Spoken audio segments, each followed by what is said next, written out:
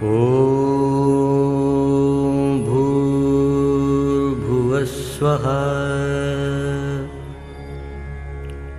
तत्सवितुर्वरेण्यं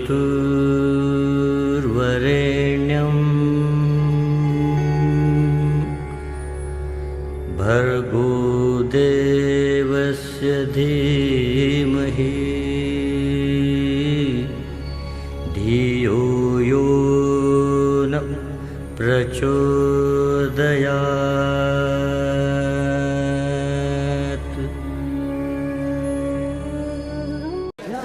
हम आपसे प्रार्थना करेंगे, सभी भाई लोग, युवा साथी, माता बहनों से निवेदन करेंगे कि दूसरे दिन का ये कार्यक्रम है।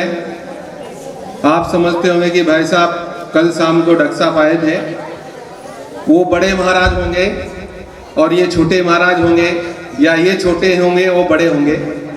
हम कोई बड़े महात्मा, पंडित, साधु, संत, कोई तपस्वी नहीं हैं।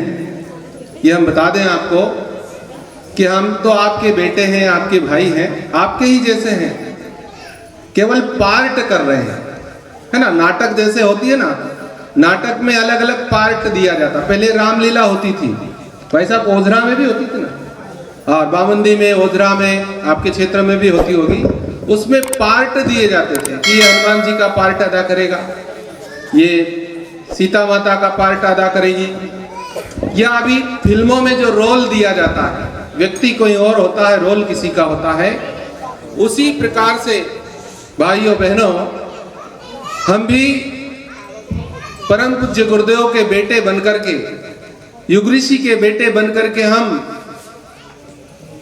आपको उनका संदेश सुनाने के लिए आए। और आप में से ही हैं, आपके जैसे ही हैं।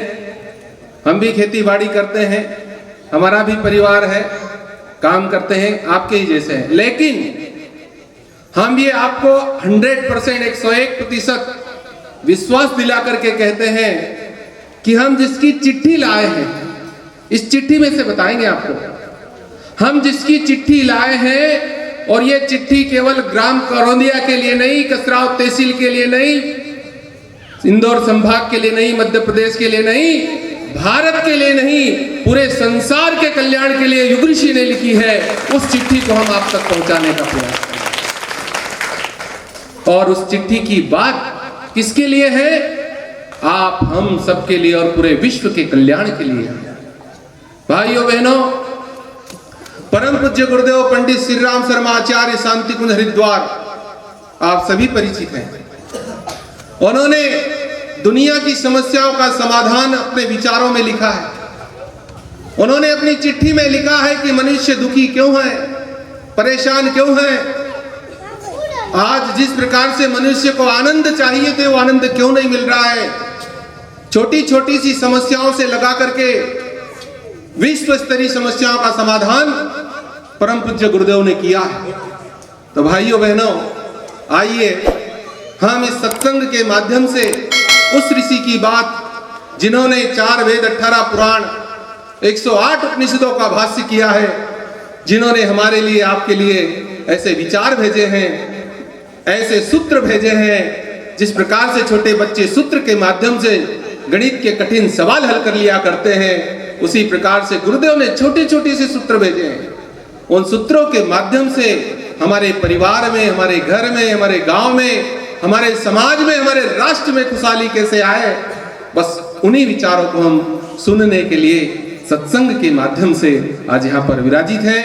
आइए उस परमात्मा का हम स्मरण करते हैं, ध्यान करते हैं, प्रार्थना करते हैं कि हे भगवान, ये मनुष्य जीवन तूने दिया है, ये मनुष्य जीवन सार्थक हो जाए, मैं किसी के काम आ सकूं, मैं किसी का भला कर सकूं, इतनी ताकत, इतनी हिम्मत हमें देना। हम सन्मार्ग पर चल सकें, सद्बुद्धि को धारण करते हुए श्रेष्ठ मार्ग पर बढ़ते हुए लोक कल्याण के पथ पर चल सके, इतनी साहस, इतनी हिम्मत देना। हे परमात्मा, हे माँ गायत्री, हे भगवान, हे सृष्टि के सृजन करता, पालन करता, संतुलन करता, हमें शक्ति दीजिए, हमें भक्ति दीजिए। गायत्री महामंत्र की प्रार्थना आप सभी भाई बहन हमारे साथ साथ दोहराने की कृपा करेंगे। ओम भूर्भुवः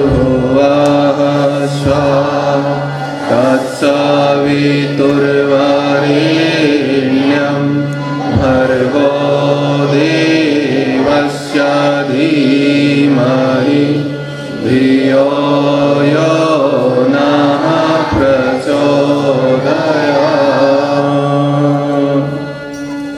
ॐ अज्ञानतिमिरान्धस्य ज्ञानाञ्जनशलाकया चक्षुरुन्मीलितं येन तस्मै श्रीगुरुवे नमः। अखण्डमण्डलाकारं व्याप्तं येन चराचरं तत्पदं दर्शितं येन तस्मै श्रीगुरुवे नमः। ॐ भगवन्त्याः जगन्मातुः श्रीरामस्य जगद्गुरोः चरणारविन्दे वन्दे श्रद्धा प्रज्ञास्वरूपयोः श्रद्धा प्रज्ञास्वरूपयोः। परम पूज्य गुरुदेव, परम वंदनीय माता जी, 33 कोटि देवताओं की उपस्थिति में मंच पर विराजमान हमारे सतीश भाई साहब, रविंद्र जी भाई साहब, रवि भाई साहब, बाबूजी भाई साहब और गायत्री परिवार के हरिराम भाई साहब, मुरारी जी भाई साहब और गायत्री परिवार के नैष्ठिक कार्यकर्ता भाई बहनों को, ग्राम से पधारे हुए, बाहर गांव से पधारे हुए हमारे आत्मीय परिजन भाइयों को, शक्ति स्वरूपा देवी स्वरूपा माता बहनों को प्रणाम नमन वंदन। भाइयों बहनों, परम पूज्य गुरुदेव ने एक बात लिखी है। उन्होंने अपने विचारों में लिखा है कि सत्संग की महिमा बाबा तुलसीदास जी ने भी और परम पूज्य गुरुदेव ने भी बताई है। कई ऋषियों ने, कई महात्माओं ने सत्संग की व्यवस्था, सत्संग में जाने के लिए, सत्संग सुनने के लिए बहुत सारे लाभ बताए हैं। उसी प्रकार से बाबा तुलसीदास जी भी रामायण में लिखते हैं, बिन सत्संग विवेक न होई, राम कृपा बिन सुलभ न सोई। बिन सत्संग विवेक न होई, राम कृपा बिन सुलभ न सोई। इस प्रकार से बाबा तुलसीदास जी कहते हैं कि बिना सत्संग के विवेक जागृत नहीं होता है, बिना ज्ञान के मनुष्य अधूरा है। भाइयों बहनों, हमने आलीशान मंदिर बना लिया, यहाँ पर भी मंदिर है। यदि आलीशान मंदिर बना लिया और उसमें मूर्ति नहीं है, हमारे घर में सुंदर सा मटका है, नया मटका है, लेकिन उसमें पानी नहीं है तो मटका व्यर्थ है। मंदिर है, मंदिर में मूर्ति नहीं है तो मंदिर व्यर्थ है। गाड़ी BMW ले आए करोड़ रुपए की, लेकिन गाड़ी में पेट्रोल नहीं है तो गाड़ी व्यर्थ है। उसी प्रकार से भाइयों बहनों, यदि जीवन में ज्ञान नहीं है तो ये जीवन व्यर्थ हो जाता है। इसलिए सद्ज्ञान की आवश्यकता, इसलिए सत्संग की आवश्यकता होती है और सत्संग में जाना चाहिए। इसीलिए जितने भी कार्यक्रम होते हैं भाइयों, भागवत कथा, पुराण, यज्ञ, जितने भी कार्यक्रम होते हैं, वहां पर जो ज्ञान मिलता है और उस ज्ञान को हम अपने जीवन में धारण करते हैं और उसको कर्म रूप में परिणित करते हैं तो जीवन धन्य बनता हुआ चला जाता है। इसलिए सत्संग में जाना चाहिए, सद्ज्ञान को सुनना चाहिए और अपने जीवन में उतार करके उसका लाभ लेना चाहिए। क्योंकि वेद शास्त्र पुराण बताते हैं कि बड़े भाग मानुज तन पावा, सुर दुर्लभ सब ग्रंथन गावा। ये बाबा तुलसीदास जी कहते हैं कि बड़े भाग्य से मनुष्य जीवन मिला है, ये जीवन ऐसे नहीं मिल गया है। बहुत सारे लोग कहते हैं अरे काई करनो जा पुण्य का, ऐश करो, केस करो, पेट भरो, पेटी भरो, दुनिया जाए धाड़ में, हमको क्या दुनिया से मतलब है। लेकिन भाइयों बहनों, जो सदगुरु होते हैं, परम पूज्य गुरुदेव जैसे सदगुरु कहते हैं कि बड़े भाग मानुष तन पावा, बड़े सौभाग्य से मनुष्य का जीवन मिला है। भाइयों बहनों, हम सोचेंगे कि बाद में कर लेंगे, बाद में पता नहीं कि हम इस धरती पर मनुष्य के रूप में आएंगे कि नहीं आएंगे। कभी हमारा रोल बदल दिया तो, अभी तो हम मनुष्य जीवन का रोल कर रहे हैं। दुनिया में बहुत सारे रोल हैं, बैल का रोल, बकरी का रोल, गधे का रोल, सुअर का रोल, ये सारे रोल कर रहे हैं। सब में आत्माएं हैं, सब में जीव हैं, लेकिन परमात्मा ने हमको राजकुमार बना करके भेजा, भगवान ने हमको राजकुमारी बना करके भेजा। तो भाइयों बहनों, इसका ध्यान हमको हमेशा होना चाहिए। भगवान कृष्ण कहते हैं कि मनुष्य को दो चीजें हमेशा याद रखना चाहिए। कौन सी दो चीजें? एक तो ये याद रखना चाहिए कि मुझे ये नर तन मिला है। क्या मिला है? नर तन मिला है, इसका हमको ध्यान देना चाहिए। और दूसरी चीज ये याद रखना चाहिए कि हमको इस शरीर को छोड़ करके कभी जाना भी पड़ेगा। ये दो चीजें जिस मनुष्य के जीवन में याद रहती है भाइयों बहनों, वो हमेशा सत्कर्म करते हुए आगे चले जाता है और अपने आप को धन्य बनाता हुआ चला जाता है। इसलिए अपने आप को धन्य माने। हमारे गायत्री परिवार के भाई लोग जितने भी बैठे हैं पीले कपड़े पहन करके, हमारी बेटियां बैठी हैं, तो बहुत सारे लोग ये सोचते हैं कि यार इनका क्या ही कर लो, है ना। निमाड़ी में बहुत सारी जगह संपर्क करने जाते हैं।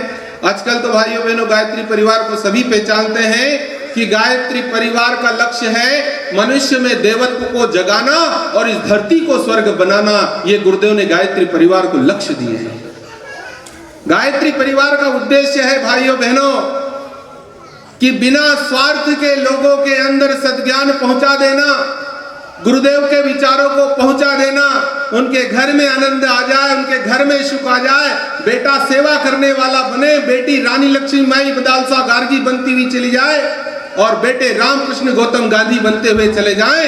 ये गायत्री परिवार का लक्ष्य है। इसलिए जन जन तक जाते हैं और गुरुदेव के विचारों को पहुंचाते हैं, और कोई बात नहीं है। तो बड़े भाग्य से ये जीवन मिला है। आइए परम पूज्य गुरुदेव मनुष्य जीवन के बारे में क्या कहते हैं, हम दो पंक्तियों के माध्यम से यहाँ से सुनेंगे और अपने आप को श्रेष्ठ बनाते हुए, सन्मार्ग पर चलते हुए, जीवन की समस्याओं का समाधान करते हुए हम आगे बढ़ेंगे।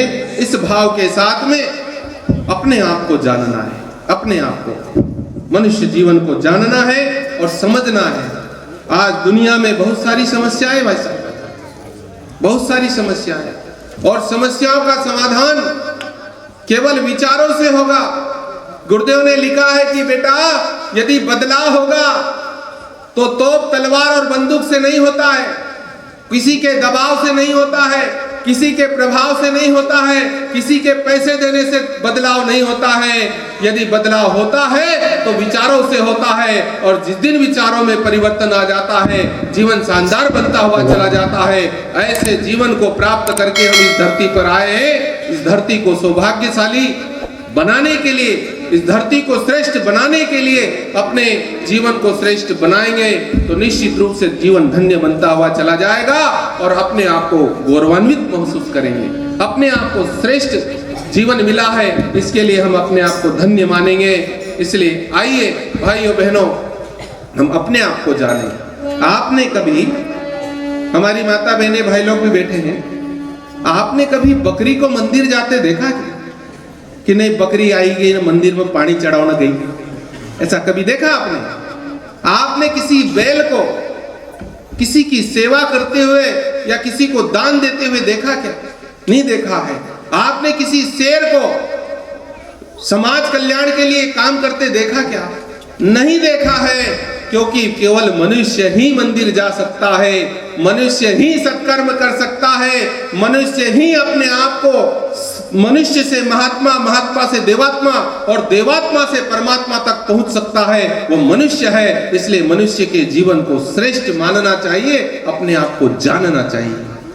इसलिए आइए भाइयों बहनों, हम चिंतन करें, मनन करें कि अपने आप को जानना है, दूसरे को जानने की आवश्यकता नहीं है। गुरुदेव ने एक जगह लिखा है, अभी भाई साहब अभी समाचार सुन रहे थे तो चुनाव शायद निरस्त हो गए, है ना, पंचायत चुनाव निरस्त हो गए हैं, मतलब आगे बढ़ा दिए गए हैं। गांव गांव में चर्चा चल रही थी कि यार वो जीती जाएगा, है ना, वो हारी जाएगा, वो असो ही जाएगा, बहुत सारा मंथन चलता है। जैसे हमको प्रधानमंत्री बनना, बहुत सारे लोग गणित लगाने लग गए थे, कोई दिक्कत नहीं है, देश है, लोकतंत्र है और लोकतंत्र में व्यवस्था होनी चाहिए, क्योंकि लोकतंत्र और संविधान उसको कहते हैं कि जनता का जनता के द्वारा किया गया शासन ही लोकतंत्र है और संविधान है, होना चाहिए, कोई दिक्कत नहीं। लेकिन वो जीत जाएगा, मैं हार जाऊंगा, वो जीत जाएगा, मैं हार जाऊंगा। गुरुदेव ने एक जगह लिखा है, बेटा प्रजातंत्र में जीत हार चलती है, लेकिन तू जिस दिन ये जान जाएगा कि मुझे अपने जीवन को जीतना है तो जीवन का कल्याण होता हुआ चला जाएगा। इसलिए जीवन को जीतना है और जीवन को मनुष्य जीवन की गरिमा के साथ ही जीता जा सकता है।